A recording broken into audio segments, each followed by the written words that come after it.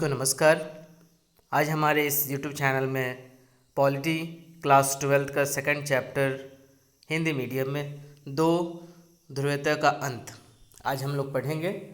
तो इस अध्याय को स्टार्ट करने के पहले, शुरू करने के पहले हम कुछ इसके मुख्य बिंदु के बारे में डिस्कस करेंगे कि आखिर के ये चैप्टर जो है, आखिर हम ये चैप्टर क्यों पढ़ रहे हैं और ये चैप्टर इस बुक में क्यों बनाया गया। तो ये जो चैप्टर है समकालीन विश्व राजनीति से रिलेटेड है और ये हमारा दूसरा अध्याय है। हमने पहले अध्याय में ये पढ़ा था कि द्वितीय विश्व युद्ध, सेकेंड वर्ल्ड वार ख़त्म होने के बाद दो जो महाशक्ति है वो उभर कर बाहर आई थी। ठीक है, उसमें से एक था महाशक्ति जो था वो सोवियत संघ था और दूसरा जो महाशक्ति था वो क्या था, अमेरिका था। ओके, तो जो अमेरिका था उसने एक संगठन बनाया जिसको हम लोग पूंजीवादी संगठन बोलते हैं और उसके अंतर्गत काफ़ी सारे देश भी उसमें शामिल हुए, जिसमें मुख्यतः जो पश्चिमी यूरोप के जितने भी देश थे वो साथ में थे। और सोवियत जो संघ था उसने साम्यवादी गुट बनाया जिसमें पूर्वी यूरोप के जो देश थे वो थे और भी कुछ कंट्री थे। ठीक है, और ये जो सोवियत संघ का जो साम्यवादी जो गुट था उसको दूसरी दुनिया के नाम से जाना गया और जो अमेरिका का जो पूंजीवादी जो गुट था उसको पहली दुनिया के नाम से जाना गया। और तीसरी दुनिया हुई जो गुट निरपेक्ष वाली हुई, जो कि हमने अपने अध्याय 1 में हमने डिस्कस किया था। तो हमने अध्याय 1 में डिस्कस किया था कि द्वितीय विश्व युद्ध के बाद कुछ ऐसे तनावपूर्ण हुए विश्व में कि दो ध्रुव बन गई थी। ठीक है, एक ध्रुव हो गया आपका अमेरिका वाला जो पार्ट, जिसमें जो मैंने अभी बताया जो कि पूंजीवाद गुट, और दूसरी जो ध्रुव थी वो थी सोवियत संघ।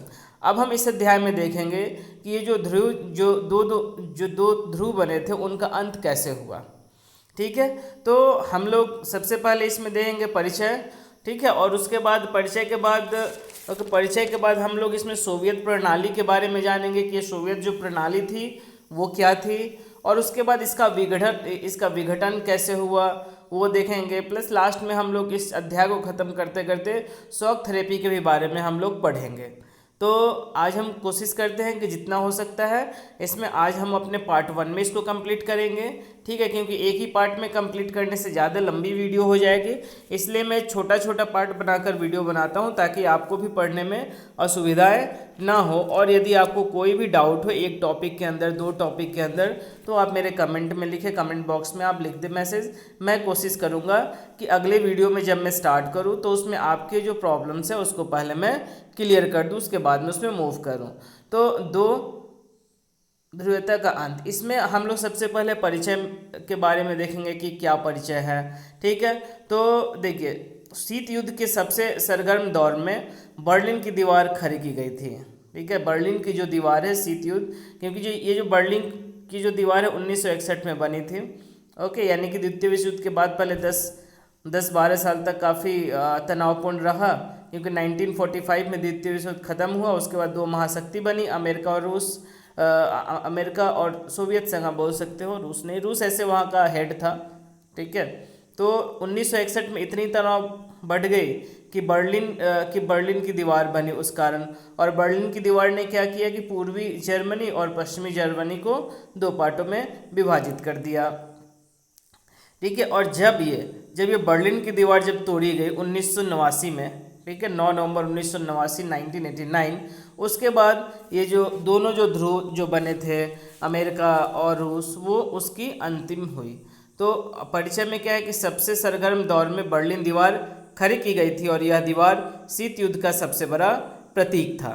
बर्लिन दीवार जो पूर्वी और पश्चिमी जर्मनी को विभाजित करता था या अलगाती थी। ठीक है, 13 अगस्त 1961 में यह दीवार बननी शुरू हुई।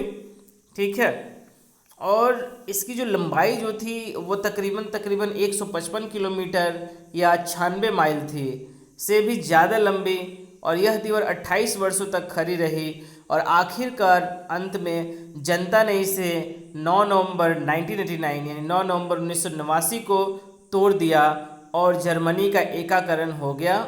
ठीक है, एकीकरण हो गया जर्मनी का कब, 1989 में, जब ये ध्रुवीयता का अंत होना आरंभ हुआ तो, और दो ध्रुवों का अंत हो गया। 1961 से 1989 28 साल तक जो बर्लिन की दीवार है वो जर्मनी के बीचों बीच खड़ी रही और जर्मनी को दो हिस्सों में अलगाती रही या विभाजित करती रही 28 सालों तक।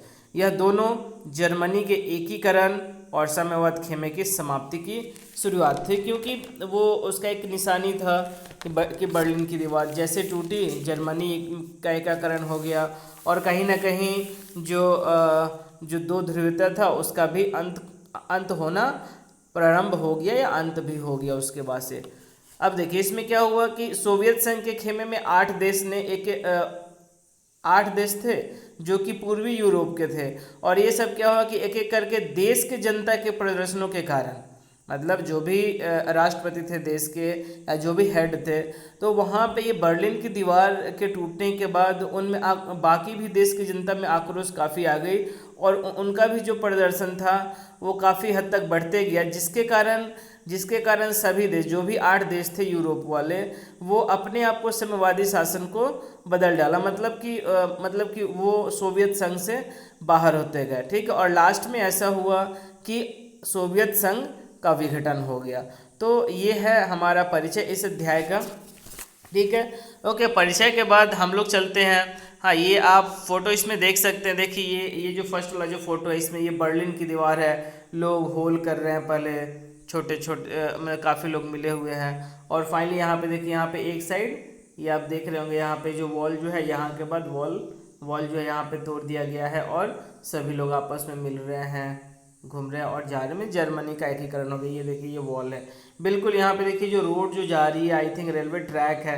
रेलवे ट्रैक जब ये डिवाइड हुआ तो ये बर्लिन के वॉल क्या उसको भी बिल्कुल डिवाइड कर दिया है। ठीक है, तो बर्लिन की जो दीवार थी वो शीत युद्ध का सबसे बड़ा प्रतीक था। देखिए अब इसके बाद हमारा टॉपिक की सोवियत प्रणाली क्या थी ये सोवियत प्रणाली। ठीक है, इसके बारे में हम लोग यहाँ पे जानेंगे। ठीक है, और सुनेंगे। आप सुनते जाइए क्योंकि ये पूरी बुक यदि पढ़ने में काफ़ी समय लग जाता है, इसलिए मैंने इसके लिए नोट्स बना लिया है। ठीक है, मैं आपको बोलते जाऊंगा, आप ज़रूरत के हिसाब से आप अपने नोट्स में वीडियो पॉज कर नोट करते जाइए।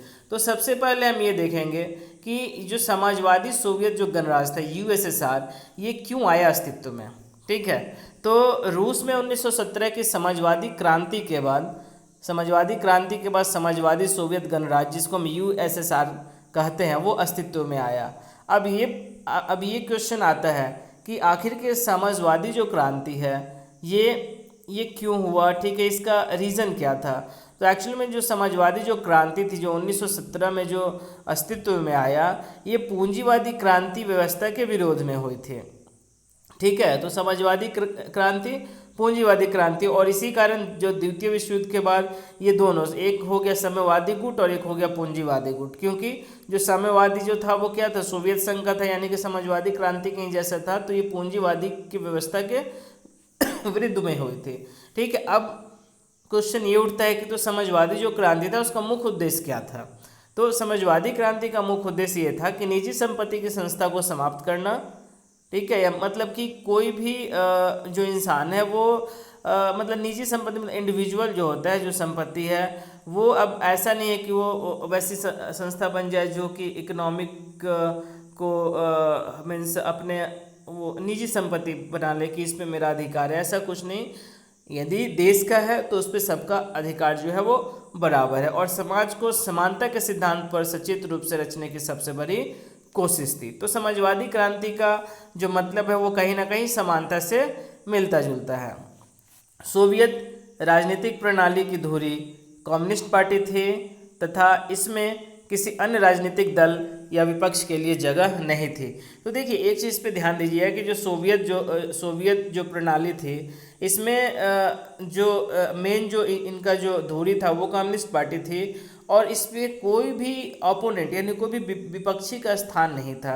तो कहीं ना कहीं जो विघटन का जो कारण है ये भी है कि यदि विपक्षी सरकार नहीं होगी, विपक्षी टीम नहीं होगी, तो यहाँ पे मनमानी स्टार्ट हो जाता है, और जब मनमानी जब स्टार्ट होगा तो उस समय आम जनता को ध्यान में नहीं रखा जाएगा। वो जो भी जो भी विराजमान होगा सीट पे, जो भी हाई पोस्ट पे होगा, वो चाहेगा कि हम अपने हिसाब से कुछ करें। क्यों? क्योंकि विपक्षी तो है ही नहीं, तो उनको कोई रोकने वाला नहीं है, ना ही उन्हें अपने सत्ता के जाने का डर है।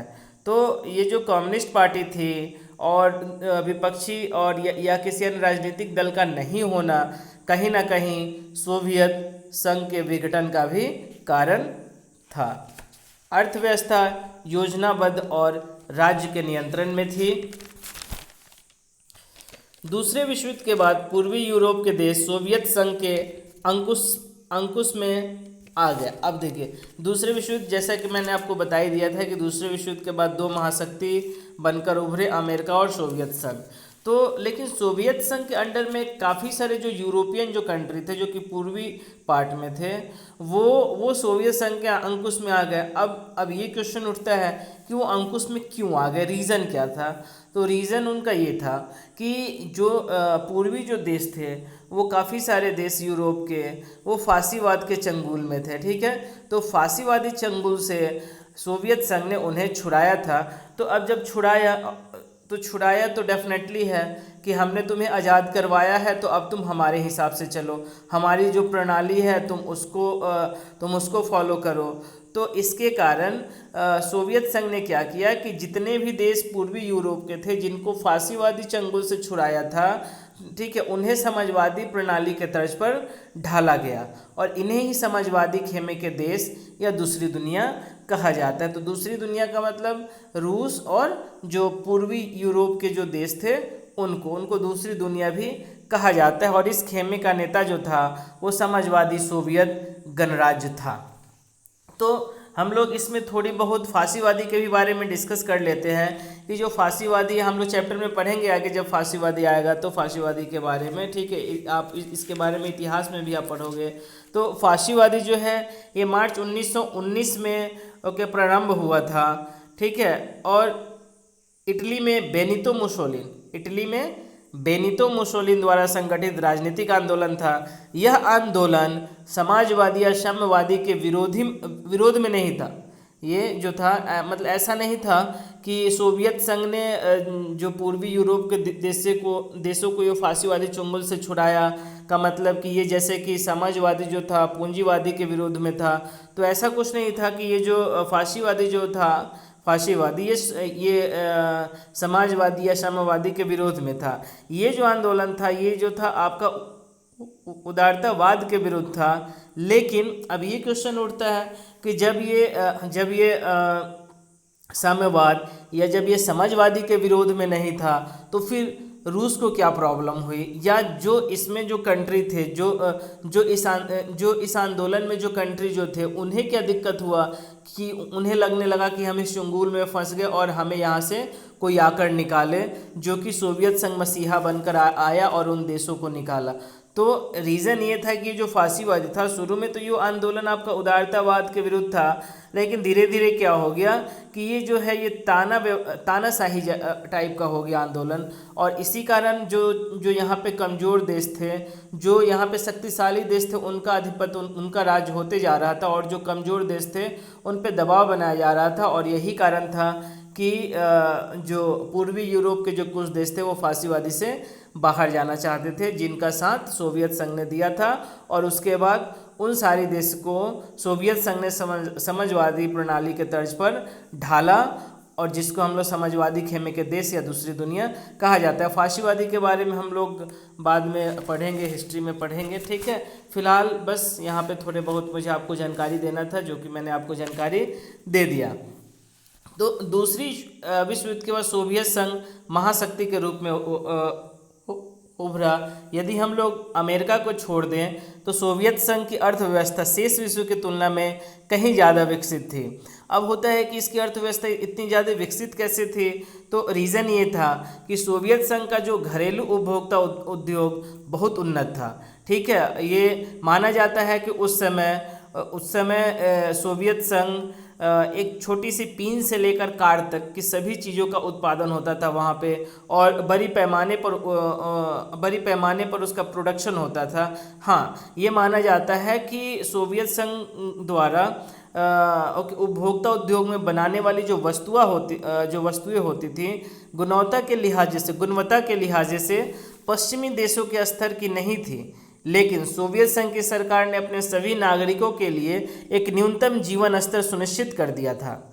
ठीक है, सरकार बुनियादी जरूरतों की चीज़ें मसलन स्वास्थ्य सुविधा, शिक्षा, बच्चों की देखभाल तथा लोक कल्याण की अन्य चीज़ें रियायती दर पर मुहैया कराती थी। तो ये सब रीज़न था, बेरोजगारी नहीं थी। तो अब क्वेश्चन उठता है कि जब इतना अच्छा ही था सोवियत प्रणाली, तो फिर इसका विघटन हुआ क्यों? तो विघटन इसका होने का कारण ये था क्योंकि मैंने आपको शुरू में थोड़ा देर पहले बताया था कि कम्युनिस्ट पार्टी किसी भी विपक्षी का नहीं होना। विपक्षी का नहीं होने का मतलब क्या है कि कोई भी उस पर पाबंदी नहीं लगा सकता है, वो मन चाहे अपने मन से जो करना है वो करेगा। तो इसीलिए किसी भी देश में यदि राजनीतिक पार्टी है तो राजनीतिक पार्टी के साथ साथ विपक्षी का भी मजबूत होना बहुत ज़रूरी होता है। यदि विपक्षी ज़्यादा मजबूत नहीं होगा तो फिर जो सत्ताधारी जो पार्टी है वो अपनी मन माफिक काम करने लगती है, अपनी मन मर्जी काम करने लगती है। इसलिए हमें ध्यान देना चाहिए कि जिसको सत्ता मिल रहा है, ठीक है, वो सत्ता मिले उसको ठीक है, लेकिन विपक्ष को भी हम उतनी कमज़ोर ना कर दे कि जो विपक्ष है वो बस केवल कठपुतली बनकर राज्यसभा या लोकसभा में बैठे रहे और जो सत्ताधारी जो पार्टी है वो अपने मन मुताबिक काम करती जाए। क्योंकि आपको मालूम है कि यदि मैं एक छोटा सा इलेक्शन का एग्जांपल लेता हूँ, यदि टोटल 100 लोग हैं जिनको वोट देना है, 100 में से यदि 30 लोग या 100 में से यदि 30 लोग नहीं जा पाए वोट देने तो 60 लोग वोट देने जाएंगे। और जो ये मतलब ऑन एन एवरेज जो वोटिंग का जो होता है वो 50 से 60% ही होता है। अब 60% में यदि 31 लोग किसी एक पार्टी को वोट देते हैं, ठीक है, 29 लोग किसी एक पार्टी को वोट देते हैं, तो जिनको 31 मिलेगा उसकी तो सत्ता, वो तो सत्ताधारी पार्टी हो गई, 29 वाली वो विपक्ष में होगी। तो यहाँ पे क्या है कि विपक्ष के पास है मजबूती है क्योंकि 31 और 29 है। यहाँ पे जो सत्ताधारी पार्टी है जो भी स्टेप्स उठाएगी फूक फूक कर उठाएगी, सबसे बात करके उठाएगी, वो ये ध्यान देगी कि विपक्षी पार्टी को तो इसमें दिक्कत नहीं है। यदि विपक्षी पार्टी को दिक्कत होगा तो वो कोई भी कानून या लॉ वो नहीं बना पाएगी। लेकिन यदि उस 60 वोट में यदि 55 वोट मिल जाए एक पार्टी को और 5 वोट मिल जाए एक पार्टी को, तो सत्ताधारी पार्टी जो हो गया 55 वोट को लेकर वो काफ़ी स्ट्रांग पार्टी हो जाएगी। और जो विपक्षी क्योंकि 5 वोट ही है तो चाह कर भी ये कुछ नहीं कर पाएगी। और यहाँ पे क्या होगा, जो सत्ताधारी जो पार्टी है वो अपने हिसाब से उन्हें जो करना होगा वो करेंगे। इसीलिए सत्ताधारी पार्टी के साथ साथ कहीं ना कहीं विपक्षी का भी मजबूत होना काफ़ी मतलब महत्वपूर्ण हो जाता है सुचारू ढंग से देश को चलाने में। तो यहाँ पे सोवियत संघ में क्या हुआ कि सोवियत प्रणाली पर नौकरशाही की शिकंजा कसता चला गया। यह जो प्रणाली थी सोवियत प्रणाली, यह सत्तावादी होती गई और नागरिक का जीवन कठिन होते चलता गया। क्योंकि यहाँ पे क्या हुआ कि एक तो आपको मालूम है कि ये कम्युनिस्ट पार्टी थी, यहाँ पे कोई दूसरी राजनीतिक दल का चलता था ही नहीं, विपक्षी दल था ही नहीं। तो ये जो थी ये सोवियत प्रणाली सत्तावादी होती चली गई। और यहाँ पे क्या हुआ कि जो नागरिकों का जो जीवन था वो कठिन होते चला गया। ठीक है, उन्हें ऐसा महसूस होने लगा कि हमें दबाया जा रहा है, हमें ज़बरदस्ती ये काम करवाया जा रहा है, ठीक है, जो हम नहीं करना चाहते हैं। हमें ज़बरदस्ती ये जो सोवियत जो संघ जो प्रोडक्ट जो बना रही है हम नहीं चाह कर भी हमें यही यूज़ करने दिया जा रहा है, जिसमें कि इसकी क्वालिटी अच्छी नहीं है, फिर भी हमें ये यूज़ करना पड़ रहा है। क्योंकि यहाँ पे क्या है कि विपक्षी है नहीं, एक ही सरकार है, वो जो बोलेगी ओके उसके कंट्रोल में सारा है, उसके नियंत्रण में सब चीज़ है। ठीक है, तो नागरिक का जीवन कठिन होता चला गया। लोकतंत्र और अभिव्यक्ति की आज़ादी नहीं होने के कारण लोग अपनी असहमति अक्सर चुटकुलों और कार्टून में व्यक्त करते थे। सोवियत संघ का अधिकांश संस्थाओं में सुधार की जरूरत थी। सोवियत संघ में एक दल यानी कम्युनिस्ट पार्टी का शासन था और इस दल का सभी संस्थाओं पर गहरा अंकुश था। यह दल जनता के प्रति जवाबदेह नहीं थी। यदि जनता कुछ पूछता भी तो भी ये कुछ उन्हें जवाब देना कोई इम्पोर्टेंट नहीं था। जनता ने अपनी सांस्कृतिक और बाकी मामलों की साज संभाल अपने आप करने के लिए 15 गणराज्य को आपस में मिलाकर सोवियत संघ बनाया। लेकिन पार्टी ने जनता की इस इच्छा को पहचानने से इनकार कर दिया।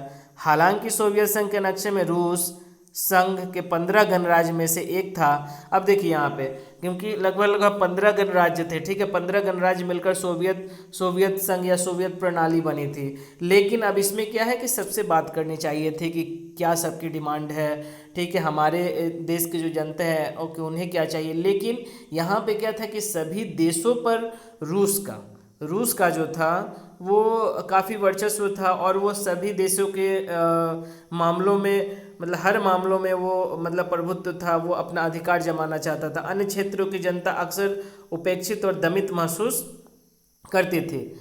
और फिर क्या हो गया, उसके बाद क्या हो गया, क्योंकि शीत युद्ध में क्या हुआ कि अपने आप को स्ट्रॉन्ग सिद्ध करने के चक्कर में, मजबूत महाशक्ति सिद्ध करने के चक्कर में जो महाशक्ति थी वो हथियार की होड़ में लग गई। सोवियत संघ ने समय समय पर अमेरिका को बराबर की टक्कर दी, लेकिन इसे काफ़ी भारी कीमत चुकानी पड़ी। सोवियत संघ प्रौद्योगिकी और बुनियादी ढांचे के मामले में पश्चिमी देशों की तुलना में पीछे रह गया। लेकिन सबसे बड़ी बात तो यह थी कि सोवियत संघ अपने नागरिकों की राजनीतिक और आर्थिक आकांक्षाओं को पूरा नहीं कर सका, क्योंकि यदि अपने जनता के बारे में भी यदि सोचा होता सोवियत संघ, तो शायद जो सोवियत प्रणाली थी या जो सोवियत संघ थी वो टूटती नहीं। लेकिन उसका जो पूरा जो ध्यान था वो अपने आप को महाशक्ति साबित करने में लगा था, जिसके कारण जो मतलब आर्थिक जितने भी उसके मतलब आर्थिक रूप से मतलब वो काफ़ी सारे जो खर्च था वो फालतू के करने लगे, हथियारों पे करने लगे, ठीक है,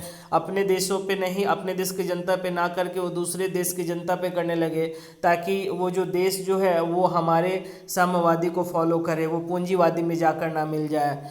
तो सोवियत संघ ने 1979 में अफगानिस्तान में हस्तक्षेप किया।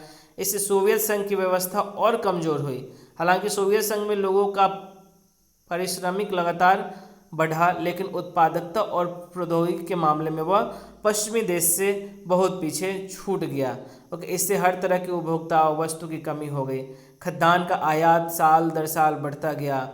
1970 के दशक के अंतिम में वर्षों में यह व्यवस्था लड़खड़ा रही थी और अंततः ठहर सी गई।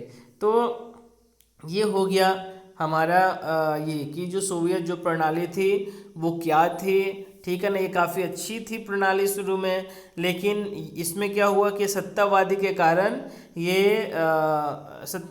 कारण काफ़ी प्रॉब्लम होने लगा देश की जनता को। और लास्टली हम इसमें पढ़ेंगे आगे कि ये जो सोवियत जो संघ थी इसका विघटन हुआ। विघटन के बारे में हम लोग 1 बाय 1 हम पढ़ेंगे इसमें, ठीक है।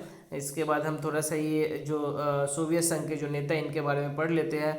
व्लादिमीर लेनिन 1870 से 1924 तक जिंदा रहे। ये बोल्शेविक कम्युनिस्ट पार्टी के संस्थापक, 1971 की रूसी क्रांति के नायक और क्रांति के बाद के सबसे मुश्किल दौर 1917 से 1924 में सोवियत समाजवादी गणराज्य के संस्थापक अध्यक्ष, मार्क्सवाद के असाधारण सिद्धांतकार और उसे असली जामा पहनाने में महारथी, पूरी दुनिया में साम्यवाद के प्रेरणा स्रोत। तो ये आज का हमारा टॉपिक आज मैं यहीं पे ख़त्म करता हूँ। तो आज हम लोगों ने दो ध्रुवता का अंत अध्याय में हम लोगों ने सबसे पहले परिचय देखा।